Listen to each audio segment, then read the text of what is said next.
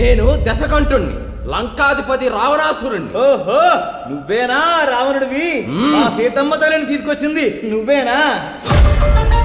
మహాభారతంలో కనికుడు అనేవాడు ఒకడు ఉండేవాడు. వాడి నీతి చాలా దారుణంగా ఉండేది. నిన్ను కొట్టాననుకో ఈడి కోపం వస్తుంది.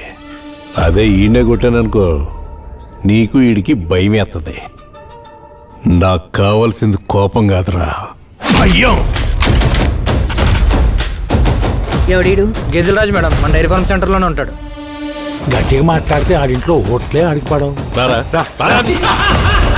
మనం ఎవరిని ఇరికించట్లేదురా, విచ్చా. నువ్వు అసలు మనిషివేనా? నా పేరు మీరా.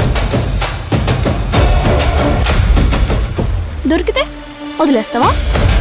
నేను కూడా నా వైఫ్ని మహారాణిలా చూసుకోవాలి కదా. పరస్త్రీని తప్పుగా చూడడమే మహాపాపం. అలాంటిది నీవు సీతమ్మ తల్లిని తీసుకొచ్చావు. నీకు మరణం తథ్యం.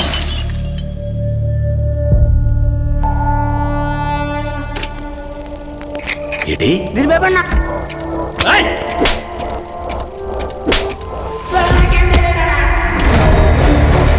వాడు ఖచ్చితంగా మన ఏరియాలోనే ఉన్నాడు.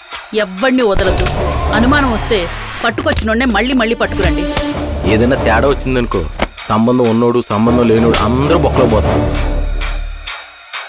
5 అంటే 5,000 కాదు, 5 లక్షలు. చూడు, కొన్నాళ్ళకి ఎదురెళ్ళి కన్నా వెనక్కి వెళ్ళిపోవడమే మంచిది. వాడెక్కడ ఉన్నాడో నాకెలా తెలుస్తుంది మేడం?